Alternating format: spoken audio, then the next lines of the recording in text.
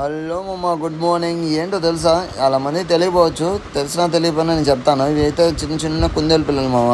మా తమ్ముడు ఏం చేశాడంటే 2 వారాల ముందర మార్కెట్కి వెళ్ళి ఒక పేర్స్ తీసుకొచ్చాడు. అవేమో పిల్లలు పెట్టాయి. వాళ్ళు ఏం టైం చూసి ఆడత బయటకు వచ్చేస్తే కుక్కలు కొరిచి చంపేసామమ్మ. పిల్లలు పాప అన్నేమైపోయాయి. సరే అని మార్కెట్కి వెళ్తే ఇవన్నీ ఇవాళ మామూలుగా రాలేదు, పిల్లులు కుక్కలు ఇవన్నీ. సరే వచ్చే కానీ చూస్తే ఇక్కడ ఒకవేళ మూవీ కోసం వచ్చిన పావురాలు కూడా ఎక్కువ వచ్చేసాయి. సో నేను అలా పొమ్మిరని చూశాను. చాలా ముద్దుగా క్యూట్గా బాగుంది. అమ్మాయిలకి బాగా ఇష్టం. కుక్క పిల్లలకి అమ్మాయిలకి ఏదో సంబంధం ఉంది మా గట్టిగా. ఆ తర్వాత ఇంకో కుక్క పిల్లలు ఉన్నాయి, అవి కూడా చూశాను. ఇవన్నీ మనకు తెలీదు, వీటిలో తెలిసిన ల్యాబ్ ఒకటే మనకి. సో ఆ తర్వాత ఈ పావురాలు చూశాను. ఇవి కూడా చాలా ముద్దుగా ఉండేసరికి ఈ లోపల ఇంకొకటి వచ్చాడు. వీడైతే సుజ్జు. వీడైతే కాస్ట్ అడిగితే 10,000 చెప్పాడు. మనకే దిక్కులేదు అనుకుంటే ఈడొకడు అనుకోండి. ఆడకెళ్ళి చూస్తే కోళ్ళు కనిపించాయి. సరే నిన్ను పలకరిస్తే వీడు కూడా వెంటనే నాకు సమాధానం ఇచ్చాడు వాడు భాషలో, ఏంట్రా అని. ఇలా పక్కకి వెళ్ళి చూస్తే ఈడ చాలా రకాల పిల్లలు, కోళ్ళు ఇవన్నీ ఉన్నాయి. మీకు ఇవి తెలుసుంటే నాకు కామెంట్ రూపంలో కామెంట్ పెట్టాడు మామ.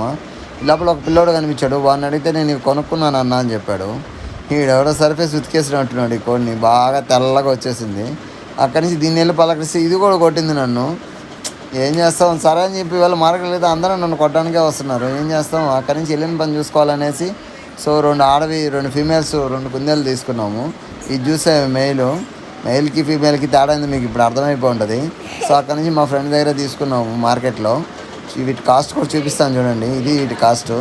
అది మా ఫ్రెండ్ని కాసేపు ఆట పట్టడానికి రావట్లేదు కదా అనేసి మా ఫ్రెండ్ని కామెంట్ చేయడానికి, ఆట పట్టడానికి చదువుకో అని చెప్పి కామెంట్ చేశాను. మా వాడు కూడా కొంచెం నాకు కోఆపరేట్ చేశాడు. వద్దులే ఎవరో చూపించబాక అని చెప్పేసి. ఏంది వీడియో తీస్తున్నావా అని అన్నాడు. అలా కాసేపు సరదాగా నవ్వుకొని ఆ డబ్బులు లెక్క వేసుకున్నాడు. తర్వాత నైస్గా వాడికి అక్కడి నుంచి వేసుకొని ఇంకా మళ్ళీ వెళ్ళొస్తామని చెప్పేసి నేను మా తమ్ముడు బయలుదేసాం. వాడికి ఆ కుందేళ్ళు ఇంకేముంది బయలుదేరాం చలో అనేసి అక్కడి నుంచి బయలుదేరి నేరుగా ఇంటికి వచ్చి